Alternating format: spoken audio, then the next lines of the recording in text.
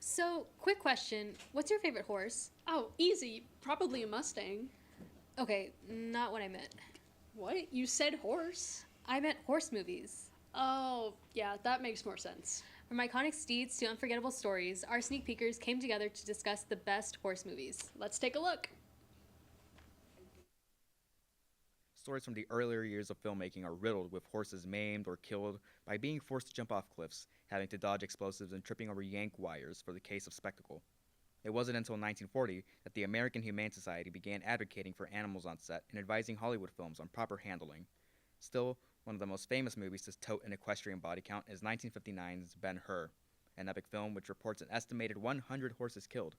However, this is not a problem of the barbaric past. Stories of unsafe housing during the production of the Hobbit trilogy reports that 3 horses died. So in honor of this new year of the horse, we at Sneak Peek have decided to take some time to celebrate a couple of these quadrupedal heroes on film. So one of my favorite hate watches in all of film history is The Ring, the Gore Verbinski classic. It's such an iconic, visually speaking film. We have Samaro coming out of the TV, the VHS tape, but something we don't talk about is one of the main hinging plot points of the horses. One of my favorite scenes of The Ring, actually, is when Naomi Watts' character is on the ferry on the way to the island, and she runs into the horse, and it's somehow one of the most comedic sequences of the film. It's just the horse is screaming, kicking, just jumping on hoods of cars. It's a fantastic sequence, and Naomi Watts is kind of desperately trying to chase it. I really don't know how to describe it, but just the sheer terror in that horse's eye. And it's just, I'm sorry to say, but Naomi Watts was outacted by a horse. The ring, the horses, iconic visuals, iconic motif, in a sense being destroyed. It's just, yeah, horses in the ring are the real unspoken victims of that movie.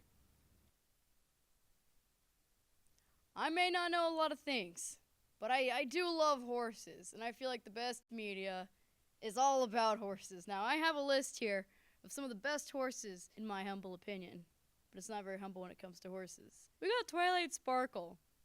She started off as a unicorn, and she got wings. And then another great horse, well, was great, I guess, BoJack Horseman. He's the depressed horse.